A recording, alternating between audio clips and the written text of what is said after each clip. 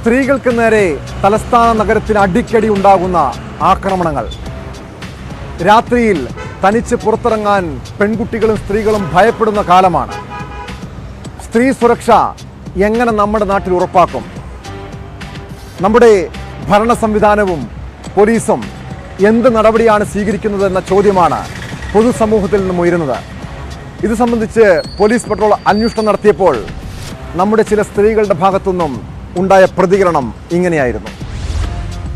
സ്ത്രീയുടെ സുരക്ഷ നമ്മൾ വിദ്യാഭ്യാസത്തിലൂടെയും അതേപോലെ തന്നെ നമ്മൾ സ്വയം പര്യാപ്തതയാണ് നമുക്ക് നേടേണ്ടത്. എല്ലാം ഒരു ഡൊമസ്റ്റിക് വയലൻസ് അല്ലെങ്കിൽ വീടിനുള്ള ആക്രമണം അല്ലെങ്കിൽ വീടിനുള്ളിൽ തന്നെ സ്ത്രീ സുരക്ഷയില്ലാത്തൊരവസ്ഥയാണ് ഉള്ളത്.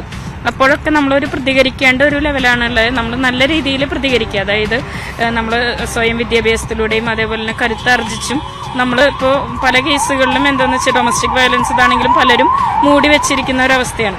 അപ്പോൾ അതിനൊക്കെ മാറി സ്ത്രീ കുറെ കൂടി നമ്മൾ സ്വയം പര്യാപ്തതയിലേക്ക് വരണം എന്നാണ് എനിക്ക് തോന്നുന്നത്. ബസ്സിലൊക്കെ ആണെങ്കിൽ നമുക്കിപ്പോൾ ഒരു സുരക്ഷിത ഇല്ലായിരിക്കും.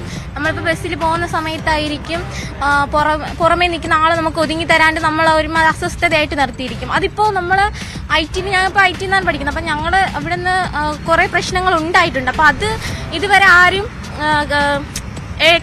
ഏറ്റെടുത്തിട്ടില്ല. അങ്ങനെ ഇന്നാളൊരു ദിവസം ഒരു പ്രശ്നം ഉണ്ടായി. ആറ്റിങ്ങൽ റൂട്ടിലോട്ട് പോകുന്ന അവിടെയാണ് ഇങ്ങനെ പോലീസൊന്നും ഇന്ന് കുട്ടികൾ പോകുന്ന സമയത്ത് വേറൊരാൾ പുറകെ നിന്ന് അയാൾ അനാവശ്യമായിട്ട് ശല്യം ചെയ്യുകയും അവരെ ഒരുമാതിരി സംസാരിക്കുകയൊക്കെ ചെയ്യുന്നുണ്ട്.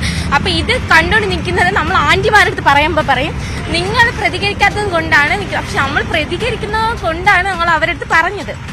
എല്ലായിടത്തു നിന്നും ഓരോ പ്രശ്നങ്ങളുണ്ടാവും. ഇപ്പോൾ സ്കൂളിൽ നിന്നായാലും ബസ് സ്റ്റോപ്പിൽ നിന്നായാലും നമ്മളിപ്പോൾ ബസ്സിൽ പൊക്കോണ്ടിരിക്കുന്ന നമ്മളിപ്പോൾ ബസ്സിൽ പോകുന്ന ആൾക്കാരല്ലേ. അപ്പോൾ നമുക്ക് അവിടെ നിന്ന് ഓരോ പ്രശ്നങ്ങളുണ്ടാവും. അത് ഉണ്ടാകുന്നതെന്ന് വെച്ചാൽ നമ്മളിപ്പോൾ ഞങ്ങളുടെ അടുത്ത് നിൽക്കുന്ന ആൻറ്റിമാരടുത്ത് നമ്മൾ വല്ലതും പറയുന്ന സമയത്താണെങ്കിൽ അവരെ മൈൻഡ് ചെയ്യാണ്ട് നമുക്കായിട്ടുള്ള നമ്മൾ ഇത് ചെയ്യണം. പക്ഷെ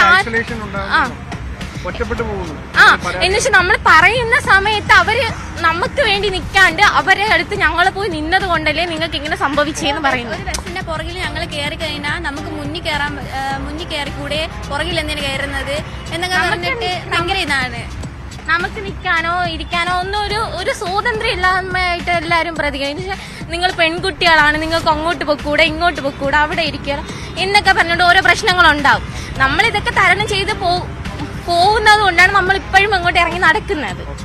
കംപ്ലീറ്റ്ലി സേഫ് ആണെന്ന് പറയാൻ പറ്റില്ല. ഇപ്പോൾ കുറച്ച് ദിവസം മുന്നേ നമുക്കൊരു എക്സ്പീരിയൻസ് ഇതുപോലെ ഉണ്ടായിട്ടുണ്ടായിരുന്നു. നമ്മൾ ഒരു 4 ഗേൾസ് ആയിരുന്നു. അപ്പോൾ നമ്മൾ തമ്പാനൂരേക്ക് നടക്കുമായിരുന്നു. ആ വഴി ഇതേപോലെ കുറേ ബൈക്കിൽ ഇങ്ങനെ കുറേ ബോയ്സ് ഒക്കെ വന്ന് കമന്റ് അടിയും അങ്ങനെ കുറേ കാര്യങ്ങളൊക്കെ ഉണ്ടായിരുന്നു. അപ്പോൾ അങ്ങനെ ഒറ്റയ്ക്കൊരു പെൺകുട്ടിക്ക് ഇപ്പോഴും ആ സമയത്ത് അങ്ങനെ ഇറങ്ങി നടക്കാൻ പറ്റുമെന്ന് തോന്നുന്നില്ല, ഫീൽ ചെയ്യുന്നില്ല. അപ്പോൾ ഈ ഒരുപാട് പോലീസുകാരുണ്ട്, ഉദ്യോഗസ്ഥരുണ്ട്, സുരക്ഷയുണ്ട്. പക്ഷെ നിങ്ങൾക്ക് അത് പേഴ്സണലി ഫീൽ ചെയ്യുന്നില്ലേ അങ്ങനെ സെക്യൂരിറ്റി ഉണ്ട്? സെക്യൂരിറ്റി ഇപ്പൊ എന്താ പറയാ, പോലീസ് പോകുന്നുണ്ട്. ബട്ട് സ്റ്റിൽ അതില്ലാത്തൊരു ടൈം ഉണ്ടല്ലോ. ആ ഒരു ടൈം എന്തായാലും അവർ യൂസ് ചെയ്യുന്നുണ്ട്. സോഷ്യൽ മീഡിയാസിലൊക്കെ ചിലപ്പം ഗേൾസിന് അത് ഇതെന്നൊക്കെ പറഞ്ഞിട്ട് പോസ്റ്റ് ചെയ്യുന്നവരൊക്കെ തന്നെയായിരിക്കും ഇപ്പം വൈകുന്നേരം അല്ലെങ്കിൽ രാത്രി ആയി കഴിഞ്ഞാൽ ആ ഗേൾസിന് തന്നെ ഒറ്റയ്ക്ക് കിട്ടുമ്പം അവരുടെ ബിഹേവിയർ വേറെയാണ്. അപ്പം കാലത്ത് വേറെ ടൈപ്പ് നടന്ന് രാത്രി അങ്ങനത്തെ 2 പേര് ഞാൻ ഇപ്പം ഇന്നാൾ പറഞ്ഞ എക്സ്പീരിയൻസ് തന്നെയായിരുന്നു അന്ന്.